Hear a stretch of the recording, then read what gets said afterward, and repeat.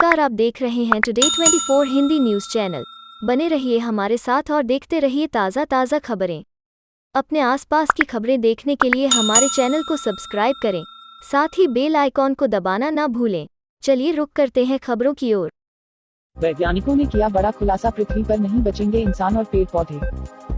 भविष्य में धरती से ऑक्सीजन की मात्रा बेहद कम हो जाएगी। इसकी वजह से पृथ्वी पर मौजूद कई जीव खत्म हो जाएंगे। जापान और अमेरिका के वैज्ञानिकों ने एक अध्ययन में इसका खुलासा किया है। साइंटिस्ट्स के अनुसार धरती पर 100 करोड़ साल बाद ऑक्सीजन का स्तर बहुत कम हो जाएगा। इस वजह से जटिल एरोबिक जीव और फोटोसिंथेटिक जीवों की जिंदगी पर संकट आ जाएगा।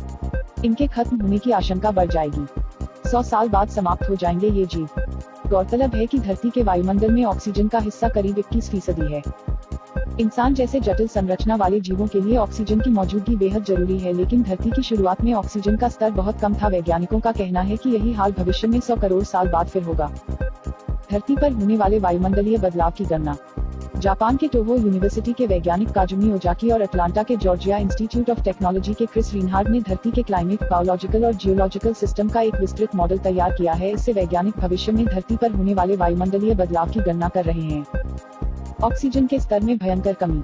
इन दोनों वैज्ञानिकों के अनुसार अगले 100 करोड़ साल तक धरती का ऑक्सीजन स्तर इसी तरह से बना रहेगा जैसा अभी है, लेकिन इसके ठीक बाद ऑक्सीजन के स्तर में भयंकर कमी आएगी। वायुमंडल में ऑक्सीजन की मौजूदगी स्थायी उपलब्धि नहीं रहेगी और इसके पीछे की वजह होगी सूरज की उम्र का ढलना। जैसे जैसे सूरज की उम्र ढलती जाएगी वह और गर्म होता जाएगा। इस तरह करेगा असर।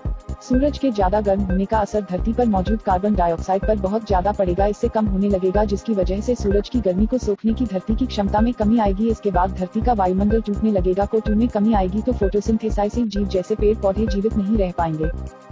ऑक्सीजन का स्तर वर्तमान से लाखों गुना नीचे। जाहिर है पेड़ पौधे खत्म होंगे तो ऑक्सीजन के उत्पादन में कमी आएगी। इन फोटोसिंथेसाइसिस जीव के खत्म होने से भी ऑक्सीजन में भारी कमी आएगी। क्रिस रिनहार्ड कहते हैं कि ये कमी बेहद भयावह होगी। इस समय ऑक्सीजन का स्तर वर्तमान समय से